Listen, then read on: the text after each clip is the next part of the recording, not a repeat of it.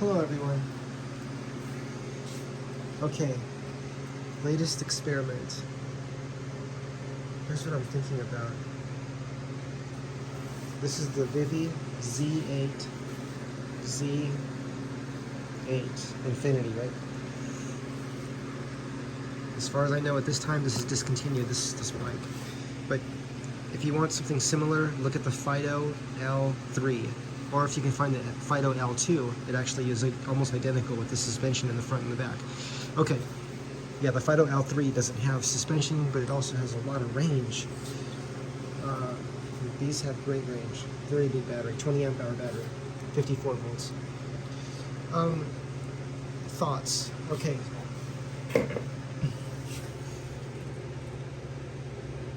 See these, I'm gonna call these spokes right here. These metal spokes. I think this is what's called a one-piece alloy rim. I don't know what material it is, but it's very strong. This has been through several accidents, bad accidents, crashes, and the rim still spins perfectly true, which is wonderful. And I also read that these cost less to make compared to spoke rims, which makes sense, right? And they have less maintenance. So when you're looking for your electric bike, this is my favorite, the one-piece alloy. And it could be any material. This is some kind of metal, but if it was carbon fiber, that would be great. If it was other material, I would be open to that as well. I'm interested in putting magnets here, one on each of these.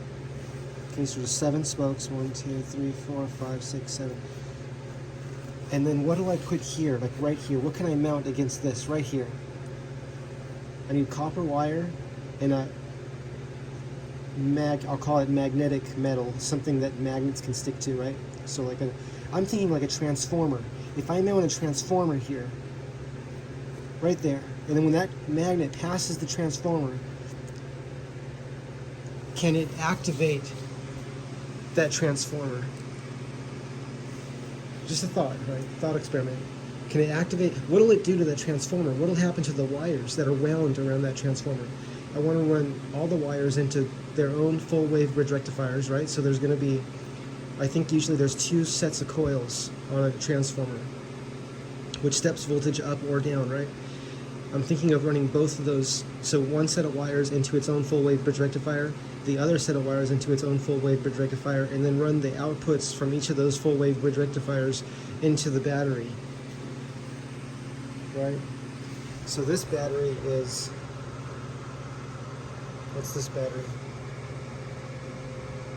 It's a 48 volt or 54 volts fully charged, 20 amp hour battery, right? Now how am I going to access that? I'll have to look into how to access the power of this. So I'll unplug it, and I might run 2 wires coming out of the plug. I'll have to look at it, but if this might be a good place somewhere here, and run 2 wires out. If possible, I'd like to bypass the battery management system and go straight to the battery for charging, when I charge. But I may charge through here, if it allows it. I think it does. Let's see if this electric bike allows us to turn the motor when it's being charged. Let's see if it allows that. It does. That's good.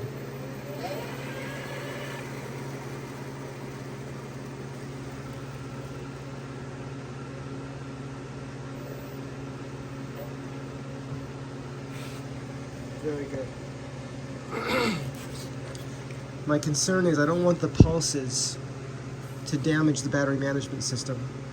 I think the lithium batteries love the pulses, I think, if I understand correctly. Right? Study gbatteries.com, right? G batteries. See what they're doing over there. They share openly everything they're doing, the theory of what they're doing. It's really great. Study that.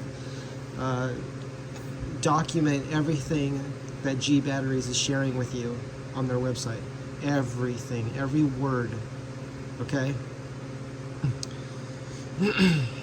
That's very important. And study it and share your thoughts on your studies of that. Okay, that's what I'm doing. So here we have here, we're gonna have magnets. Now I was also thinking of putting magnets here.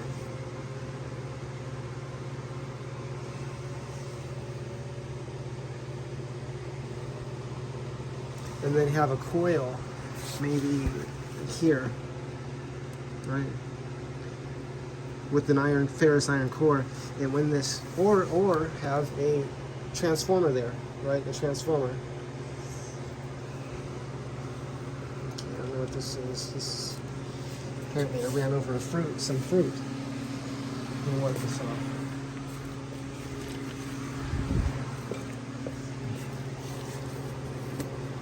It's like an apple. Okay, I think my front fender needs to go down further so it won't throw things on the electric bike. Because I'm definitely not going to want to get my transformer or coil dirty because they're going to throw that right there. So here, and then as I pedal, and these magnets pass that transformer or a coil with an iron core, which could be maybe a metal rod inside the iron core for an iron core, or it could be welding rods, maybe approximately 1/16 inch in diameter, that interact with magnets, that stick to magnets.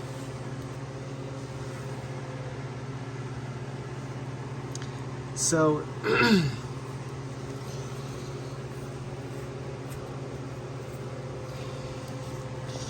okay, so that's the thoughts I'm sharing right now. And for this area, I was thinking of using neodymium magnets, and just there I have these circular magnets that can go here, and I can just put maybe some double-sided sticky tape right here, like 2 pieces or 4 pieces, 1, 2, 3, 4. Stick that there, and then use a zip tie or 2 zip ties, one on this side and then one on this side, going around, holding that in place. And then as I pedal and as the magnets pass that coil, right? See what that does. And then on the wheel's going to be spinning really fast, right? Because this doesn't spin that fast, but the wheel spins very fast when I'm riding the bike, right? This bike goes 20 miles per hour approximately, plus or minus 10%. And actually it does about 21 or 22 miles per hour. I've measured it before. And if I can mount, okay, so double-sided sticky tape, and then mount the magnets here, okay, on each one, and then have a coil here or a transformer, and then send those wires to the battery, and then monitor the voltage. Now, let me think about this. If the battery's full on this electric bike, it takes a really long time for the battery to go down, like in charge. It could take hours of riding it. So I'm just thinking, there's 2 different tests. One would be to have the battery fully charged and then ride it and see if it stays charged, if it stays full longer, right? The other test is to run the battery about halfway down, just an approximation. I could run it at any level, right? And then see if the voltage, I need to put a voltmeter. Okay, I'll have to connect the voltmeter to the battery, because I don't think there's a voltmeter on this. No, there's not. And I'll need to watch the volts. So I can watch the volts when the battery's already fully charged when I start the test, and see if it stays charged or goes higher. I have to be careful with that, right? If the voltage goes up and it's already full, we don't want to damage the battery, right? So I'm not going to allow it to do that. I'll turn it off if it does that. I'll disconnect it. I'll have to have a way of disconnecting the system, like a switch or something, maybe a toggle switch, to allow me to turn off disconnect one of the wires. Probably the positive, I'm guessing, is the one I would disconnect, and let the negative stay connected. Interesting to see what that would do. Leave the negative connected to this, coming out of the bridge rectifier, right? Coming out of the full wave bridge rectifier, and then have the positive toggle switch disconnected when it's full. But if the voltage goes up, not overcharging it, right? But keeping it full, so as it drops, go ahead and top it off, and just keep it topped off. Or the other test would be, the other test would be running the battery down to about halfway. So let's say 5 bars on this electric bike is full, as you can see. 1, 2, 3, 4, 5, right? So run it down to 3 bars and note the voltage with the voltmeter, have that connected, and maybe I can zip tie a voltmeter right here, possibly, or to the side, or to the top, or somewhere up here, maybe even here. This would be a good place for the voltmeter. And then, yeah, just use zip ties. Just set it here, and then zip tie it to this.